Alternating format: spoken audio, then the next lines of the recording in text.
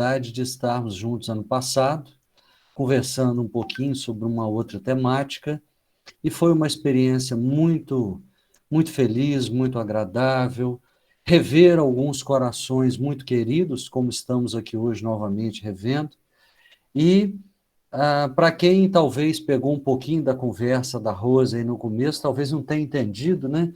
O Luan me apresentou como sendo de São Mateus e a Rose contando história de Alegre, né?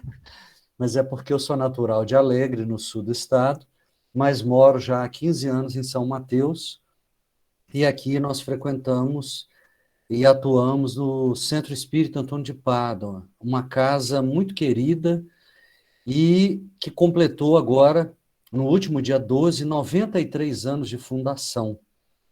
E assim como eu vi que os investigadores da verdade também é uma casa que tem muitas décadas de trabalho da sua fundação, nós estamos aí entre as casas mais antigas do estado e segurando o bastão que foi por muito tempo trazido e sustentado por trabalhadores que nos antecederam.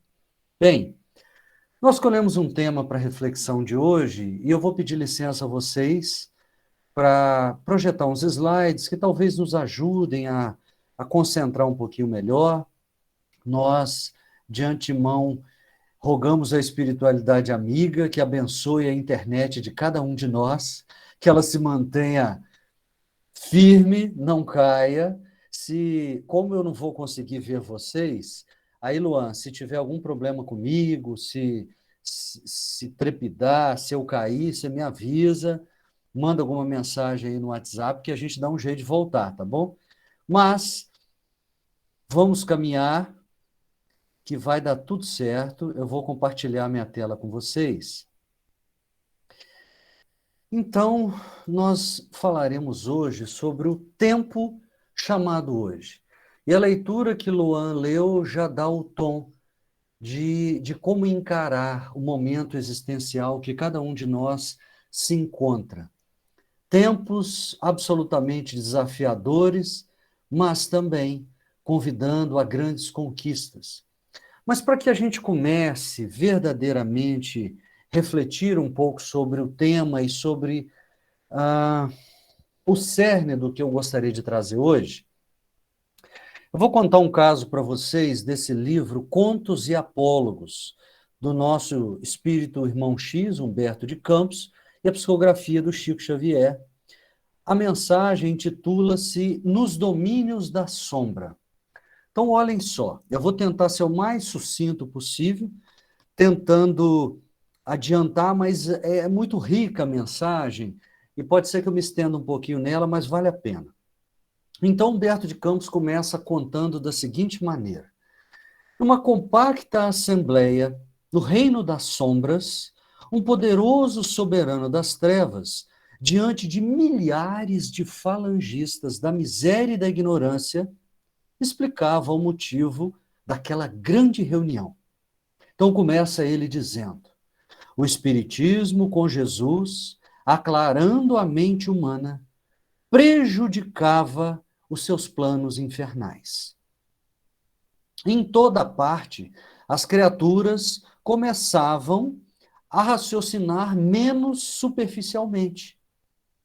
Indagavam com segurança quanto aos enigmas do sofrimento e da morte e aprendiam sem maior dificuldade as lições da justiça divina.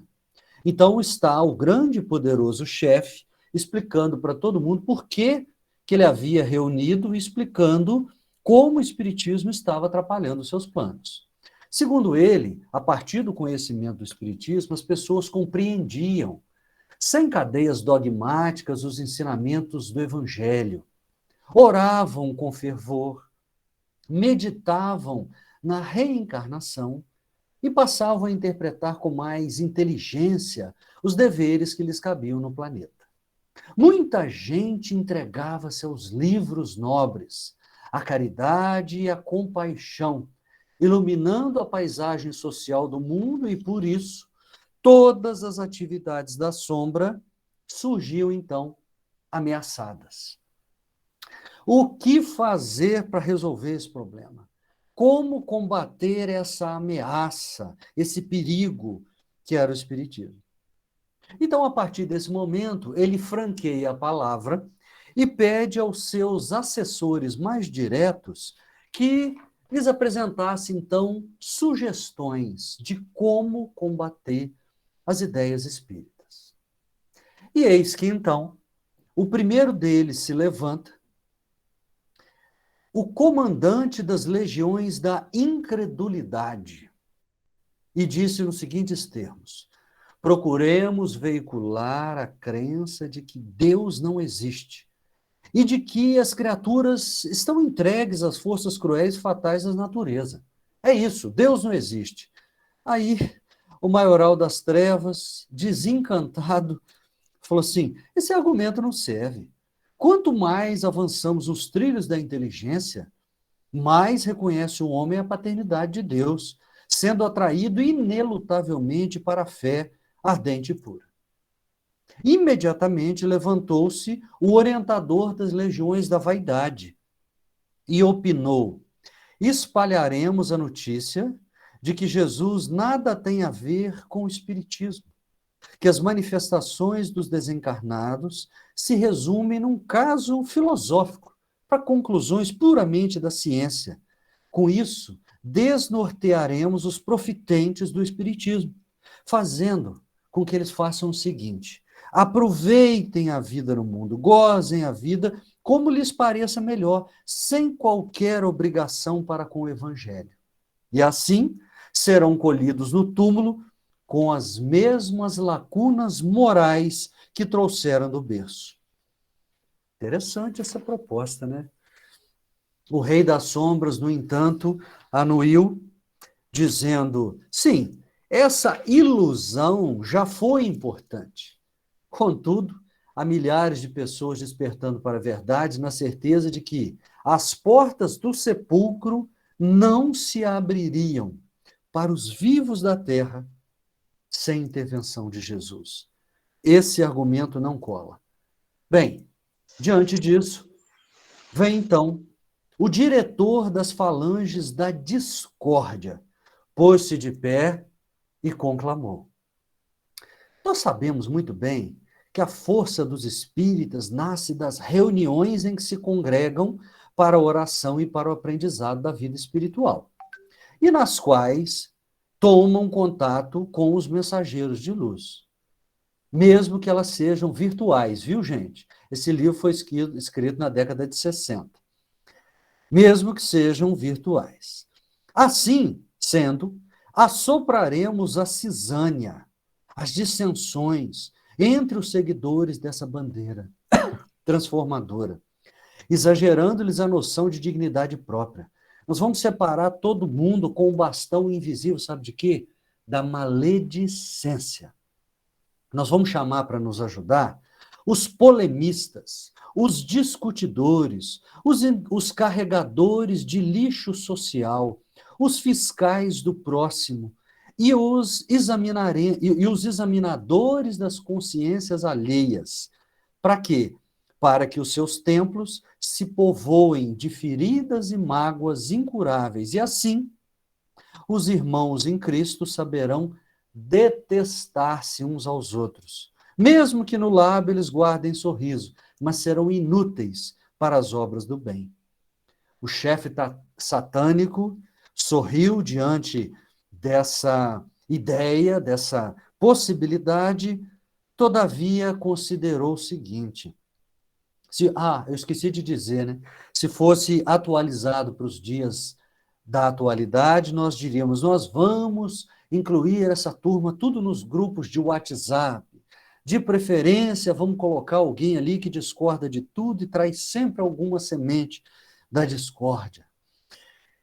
Aí o chefe satânico falou assim: isso é medida louvável, contudo necessitamos de providência de efeito mais profundo, porque aparece um dia em que essas brigas, esses desacordos terminam com os remédios da humildade e o socorro da oração. Então, a essa altura, ergueu-se o condutor das falanges da desordem e ponderou o seguinte: se o problema é de reuniões, conseguiremos liquidá-lo em 3 tempos. Buscaremos sugerir aos membros dessas instituições que o lugar dos conclaves é muito longe. Gente, pensando nas reuniões presenciais, né? O lugar é muito longe e a via pública sempre oferece perigos. Faremos com que o horário das reuniões coincida com o lançamento de filmes especiais ou festividades domésticas. Improvisaremos tentações determinadas para os companheiros, para aqueles que têm dever, liderança no movimento, e eles, então, não vão conseguir comparecer às assembleias e aqueles que estão iniciando vão desanimar, não vão perseverar.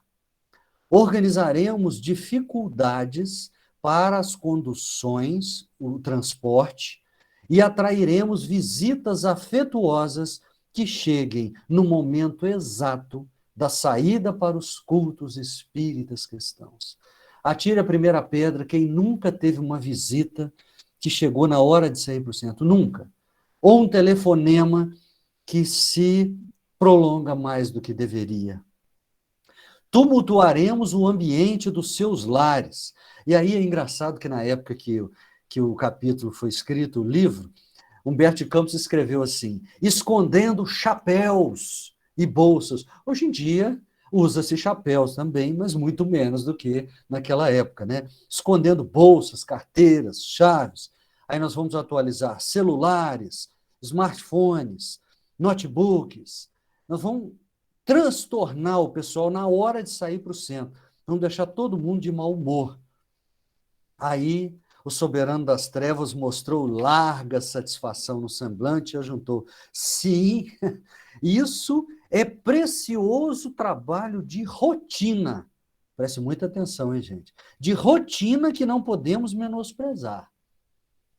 Entretanto, carecemos de um recurso diferente. Gente, eu achei que esse aqui ia ganhar esse argumento, mas vamos lá. Então, surge o responsável pelas falanges da dúvida. Ah, é? Vamos fazer o seguinte. As reuniões desses grupos são muito valiosas com o concurso dos médiums. Médiums sérios, dedicados, competentes.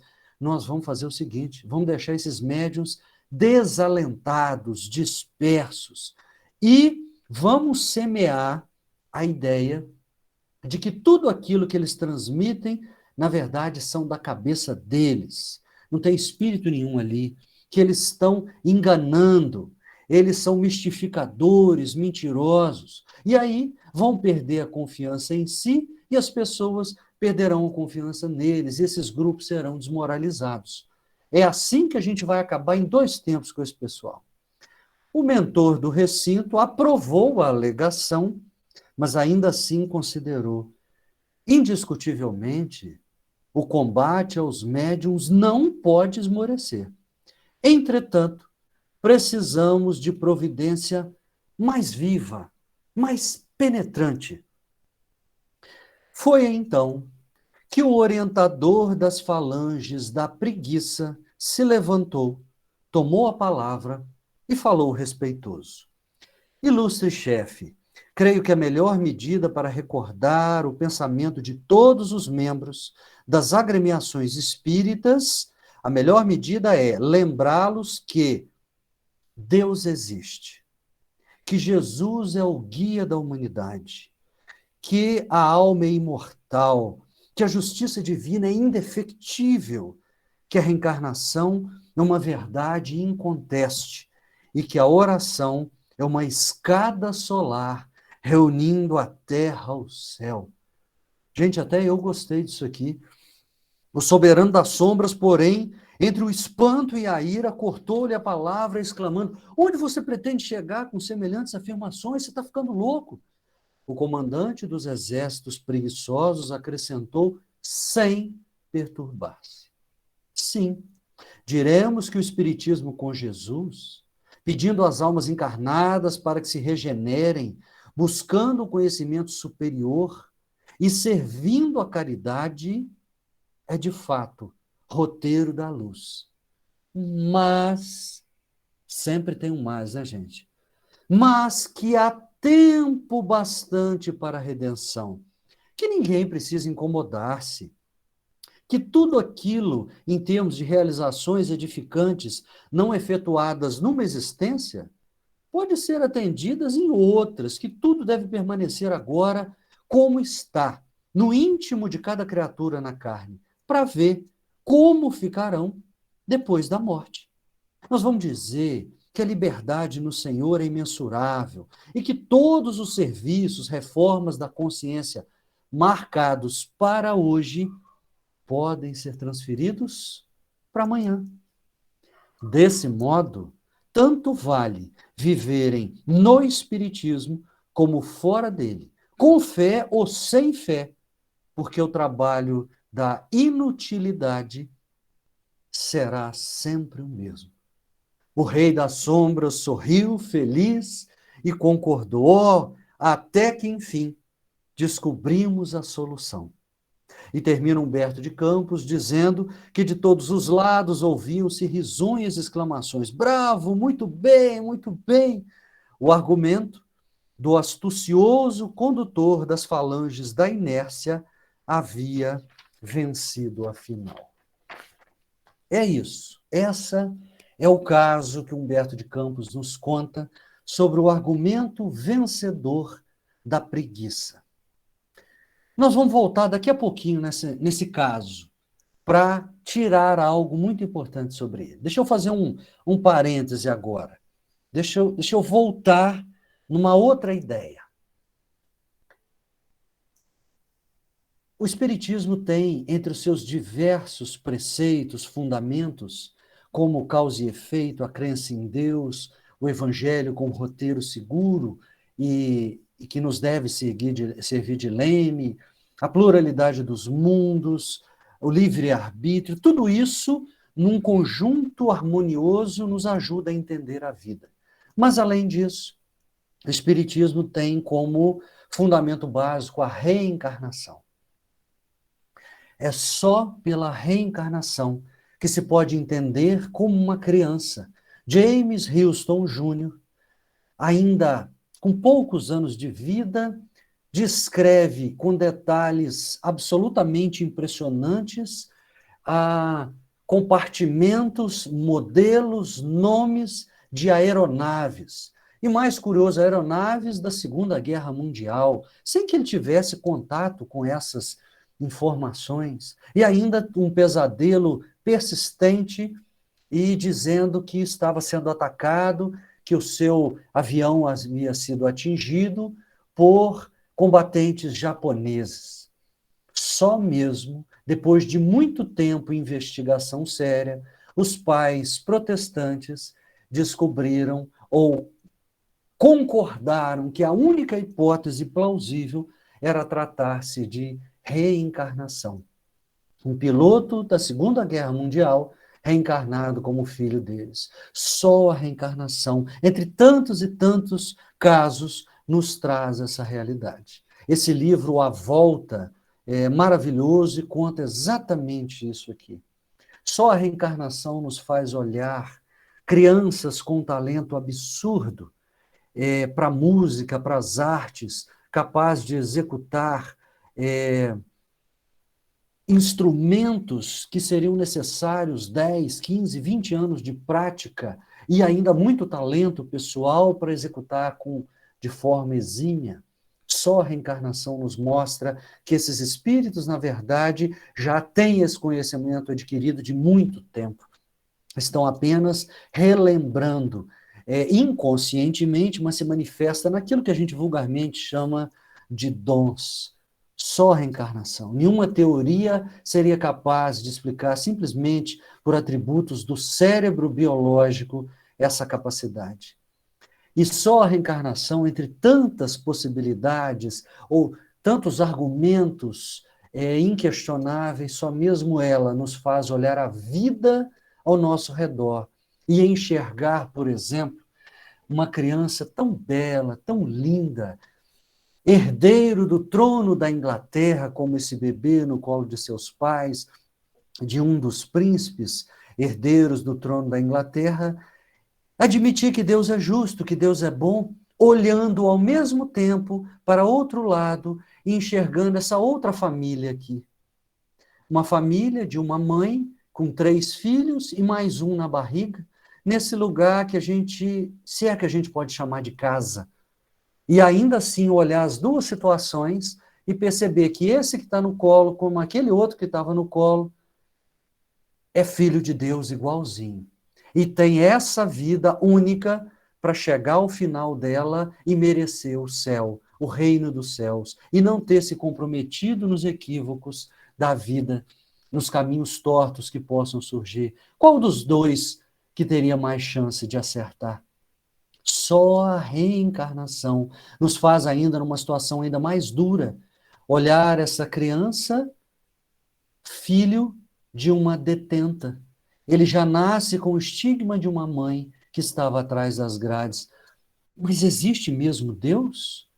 Ao olhar essas diversidades tão grandes, essas dissensões, e admitir uma só existência e ainda falar que Deus é justo? É mais fácil não admitir que existe Deus, é melhor acreditar que não existe Deus, é tudo obra do acaso, ou que nós não temos uma vida apenas, porque as duas coisas não se combinam. Seria mais ou menos olhar uma maratona aquática como essa daqui. Percebo que aqui a gente tem centenas de nadadores. Tem uns que já estão aqui embaixo na foto, na liderança. E tem uns lá no fundo que não sabem nem a hora que ainda vão entrar na água. E todos estão disputando para ver quem ganha, quem chega em primeiro lugar. Mas olha só, até num desporto humano, numa competição humana, existe justiça. Os que saíram na frente são os melhores ranqueados, com base em provas anteriores, com base no mérito do próprio esforço, dos resultados obtidos. Mas como admitir, olhar para a vida ao nosso redor e falar que tem alguém privilegiado ou não tem? Como assim? Por que que uns estariam sendo privilegiados para chegar na frente, ou uma vida mais equilibrada, com menos lutas, com menos dissabores, desde o ventre? Desde o ventre, quando ainda não puderam obrar pelo livre-arbítrio. Só mesmo reforçando o que Kardec pergunta na questão 66 de O Livro dos Espíritos. Só mesmo com ela olhando o mundo ao nosso redor e ainda admitindo Deus como justo e bom e o Pai misericordioso que Jesus nos apresentou. Kardec pergunta na letra B dessa questão: a alma passa então por muitas existências corporais? Os espíritos já tinham dito que sim, a reencarnação é um fato, mas ele não queria deixar dúvida. Kardec é enfático, porque ele entende que é algo que muda completamente os conceitos. Não é a invenção do espiritismo, não é a doutrina espírita, não é em 1857 que a reencarnação é decretada a partir daí para existir no mundo, mas fica inquestionavelmente explicado e com argumentos por que a reencarnação é entendida como prova dessa justiça e misericórdia. E os espíritos respondem: sim, todos contamos muitas existências. Ao longo de muitos séculos, ou até milênios, muitos povos acreditavam na reencarnação. Só que a crença na reencarnação era meio confusa para muitos deles. Poucos tinham uma compreensão mais exata. Muitos achavam que só alguns reencarnavam. Alguns profetas poderiam reencarnar, outros com mérito ou necessidades, mas não era algo aplicado à humanidade inteira. E os espíritos, por isso a expressão todos contamos muitas existências. Então, meus amigos queridos, a reencarnação é um fato incontestável. Muito bem, até aí tudo bem, né? Reencarnação nos ajuda a entender a justiça de Deus, por que que o mundo é o mundo que nós conhecemos, e juntando outras ideias espíritas, a gente tem um grande esclarecimento e que ao mesmo tempo nos conforta. No entanto, existe um perigo muito grande que o espírita pode incorrer. É o fato de acreditar que, por termos muitas encarnações, para que pressa? Para que eu vou correr, gente? isso se tornou piada, a gente ri, a gente conta isso dos outros. Parcela essa dívida minha em 3 encarnações para eu pagar, por favor. A gente vê isso nas mídias sociais, no meio espírita, a gente se diverte. O perigo é isso começar a fazer parte do entronizar na forma de agir e olhar a vida, e a gente começar a agir como quem, no fundo, acredita mesmo que pode deixar para depois. E deixa de ser uma brincadeira e passa a ser algo sério. Vocês viram que no livro, no caso contado, né, chamado lá do nosso Humberto de Campos, Nos Domínios da Sombra, o argumento que ganhou foi o da preguiça. Foi aquele cara que falou assim, não, vamos dizer para todo mundo que deixa para depois, para que correr agora? Se não der tempo agora, vai dar depois. Aí vem uma frase muito importante no meio espírita. A evolução não dá saltos. E não dá mesmo, gente. A gente pode ficar tranquilo que ninguém vai sair espírito puro, santo, anjo dessa encarnação. Não tem jeito. Essa é uma má notícia aqui que a gente tem que compartilhar. No entanto, isso não é uma desculpa, uma prerrogativa para que a gente procrastine, para que a gente adie, para que a gente vai deixando. Deixa para amanhã. Olha o que a ideia falou. Assim, eles vão retornar com as mesmas lacunas morais que chegaram aqui no berço. Eles vão chegar vazios da grande bagagem que deveríamos adquirir, que é a bagagem das virtudes, da melhoria, da reforma íntima tão propalada no meio espírita. E o nosso grande adversário, entre outros, né? A gente poderia dizer que cada argumento daquele parecia uma grande carapuça para todos nós, para uma delas ou algumas delas. Mas Humberto de Campos frisa a preguiça. Provavelmente por ver como espírito desencarnado chegar na condição, às vezes lastimável no plano espiritual, muitos de nós, até conhecedores dessa verdade imortal, tendo perdido o tempo, adiado para mais para frente, deixa para depois. E é por isso que, para a gente não incorra nesse erro, para que a gente entenda o valor do momento que atravessamos, nós resolvemos escolher o tema da palestra de hoje. Né? O tempo chamado hoje, sim, é agora, esse é o momento. No livro Agora é o Tempo, Emmanuel tem uma mensagem curtinha. Fala assim, hoje é o tempo. Ontem fostes o que eras, amanhã serás o que fizeres de ti. Hoje, porém, és o que és. Por isso mesmo, não te detenhas. Aproveita agora para realizar o bem que deves e já possas fazer. Eu acho tão bacana isso aqui. Ele não falou assim, aproveita e faça agora tudo aquilo que é impossível aos seus braços, ao seu alcance. Não, aquele que você já consegue fazer. Você tem consciência disso? Faça um exame honesto, sem mentir para você mesmo e sem arranjar desculpas. Não, eu já consigo fazer algumas coisas. O certo é que muitas vezes a gente não quer. Aí que é a verdade mais dura. Mas a gente pode, a gente consegue. Lá no início, na mensagem que Luan nos leu, tem uma fala de Emmanuel que é um espetáculo. Ele fala assim, entre outras palavras, eu não lembro exatamente, mas se o homem deixasse as grandes realizações estivesse apenas no plano dos sonhos, nós não teríamos nenhuma delas materializada na humanidade. Nenhuma realização humana, seja no campo das artes, da filosofia, da ciência, do progresso, da tecnologia e das religiões, da moral.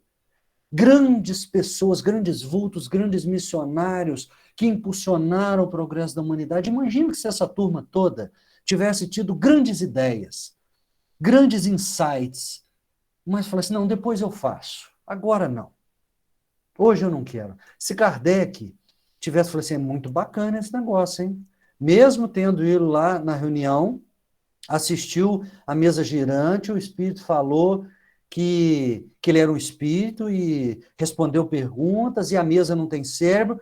É legal esse negócio, mas olha, eu tenho que trabalhar aqui nos meus livros, na minha contabilidade, nas minhas aulas particulares, porque a crise está pegando, né? O século XIX, a miséria, muita gente. Depois eu mexo com isso. Os espíritos disseram que se Kardec não desse conta da mensagem, outro viria. Mas pode ser que a coisa tivesse atrasado, postergado, não fosse como foi. Graças a Deus, ele não deixou para depois.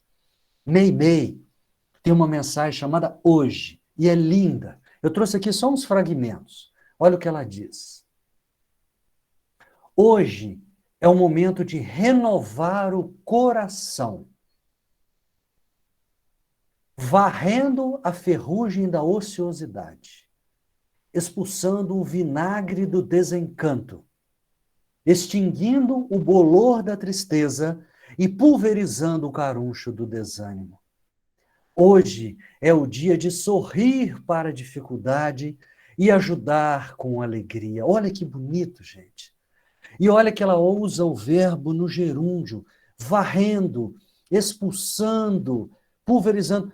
Não está pronto, a gente tem que fazer todo dia. Ou seja, ninguém varre uma casa um dia só e nunca mais tem poeira. Você tem que fazer isso constantemente. E de preferência que cada dia você faça algo melhor. A ociosidade, o desencanto, a tristeza, o desânimo que possa nos abater, vão chegar, mas vamos mexer com eles. Não vamos nos acomodar.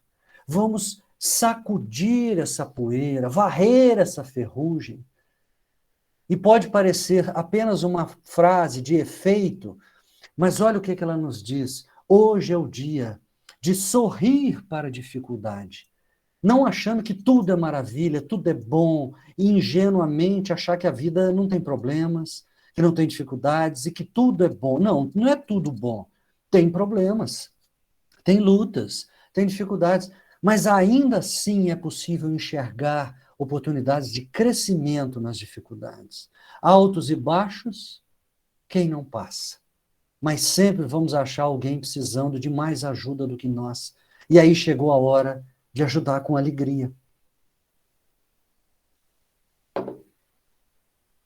E para encerrar a mensagem, ela diz assim: levanta-te, luta e vive, porque hoje é o momento que o Senhor lança à terra a escada luminosa do trabalho, para que lhe escalemos os degraus ao encontro dele em pleno céu. Qual que é o caminho? Qual que é a senha? Qual é a ajuda que nós temos para isso? A escada luminosa do trabalho. Gente, não tem jeito. Não é pela ociosidade. Não vai ser pela acomodação. Não vai ser só pela teoria que nós vamos avançar. Nós precisamos da prática. Nós precisamos combater a ferrugem dos membros, do cérebro e do coração. Esse é um chamamento muito profundo. Está lá no livro Instruções Psicofônicas.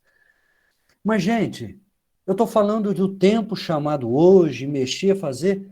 Ô, Fábio, o tempo de hoje é um tempo desafiador. Nós estamos vivendo um tempo de pandemia. Presta atenção no que nós estamos vivendo hoje. Olha isso, é possível ser otimista. É possível acreditar em algo bom. A Covid, essa pandemia mundial, trazendo vítimas, causando dores, semeando grandes dissensões, trazendo grandes problemas, inclusive para a nossa pátria querida, com grandes impactos, impactos na saúde, impacto nas finanças, impacto no entendimento das pessoas a respeito de tantas questões. E aí nós vamos somando a isso uma série de outras coisas que são próprias do povo brasileiro e das nossas imperfeições, dos nossos atrasos coletivos morais, mas, sem dúvida alguma, com a pandemia, muita coisa foi aflorada. E esse é o tempo de hoje. O que fazer diante de algo tão desafiador? Nós estamos aí abandonados? Jamais, jamais. Nós estamos caracteristicamente passando por um momento de transição. Os espíritos nos vêm chamando a atenção desde a época de Kardec. Tem gente que acha que a transição planetária começou em 2019, lá na China, com o início da pandemia. Não. A transição planetária já vem caminhando. Mas é igual uma volta de um parafuso. Tem quando você está parafusando alguma coisa? No começo vai mais leve, né? Quando você está chegando às últimas voltas do parafuso, o que acontece? Você tem que fazer mais força, né? O parafuso ficar bem assentado, prender de forma adequada aquilo que você está querendo fixar. Nós estamos fazendo umas dessas voltas mais agudas do parafuso. Por isso que nós estamos vendo situações mais desafiadoras. E, basicamente, meus amigos, nós estamos sendo chamados a despertar, a acordar para valores que talvez tudo que já aconteceu à humanidade até hoje não foi suficiente. Foi para alguns que já despertaram, mas existe uma grande massa precisando fazer isso. Mas graças ao bondoso Deus de misericórdia, nós temos Jesus como governador do nosso orbe, cuidando de nós, cuidando dessa transição, cuidando da mente daqueles que devem nos orientar. São grandes desafios, porque a espiritualidade conta conosco encarnados. Não adianta esperar um mundo que se transforme com um cataclismo, porque não vai ser, ou que mude como um passe de mágica, e que Jesus dê um grito forte, ou simplesmente estenda suas mãos e a transição se operou. É lógico que a gente sabe que não é assim. Mas sabemos também que cada evento ele tem uma programação, cujas consequências maiores ou menores dependem do livre-arbítrio humano, de como os caminhamos, seja individualmente e refletindo na coletividade. E é por isso que nós vamos recorrer a Jesus. Jesus. João 16, 33 registrou. E Emmanuel reforça para nós no livro Tende Bom Ânimo. Olha que legal. Tem um livro de Emmanuel que chama desse jeito. Esse é o título, Tende Bom Ânimo. E essa mensagem foi psicografada em Uberaba em 15 de fevereiro de 87. Diz assim, esse é o prefácio do livro, só isso aqui. Amigo leitor, ante as transformações da presente época de transição planetária... Opa! Emmanuel falou em transição planetária em 1987? É isso mesmo? É. A presente época, então a transição já está aí faz tempo, né, gente? Não nos esqueçamos desta exortação do Divino Mestre. Tende bom ânimo, eu venci o mundo. Mais uma vez, ecoando 2000 anos depois, o grande chamamento de Jesus, como fez para os apóstolos, prestes a ficar esse seu mestre, que seria preso, supliciado, seria morto, e eles teriam o grande desafio de serem continuadores da luz divina sem a presença do mestre.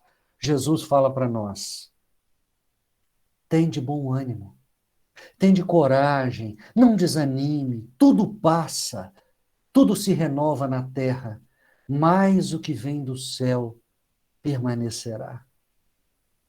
Esse é o grande chamamento. Mesmo porque, meus amigos, se nós temos medo da pandemia, do vírus, claro que temos que ter todos os cuidados necessários, não sejamos inconsequentes, levianos de algo diante de que a ciência nos chama a atenção.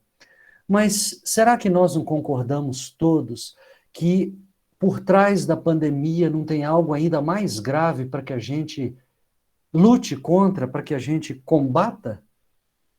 Será que não existe aí uma grave crise moral externalizando-se nos nossos comportamentos humanos, principalmente manifestados pelo egoísmo, essa chaga da humanidade junto com o orgulho?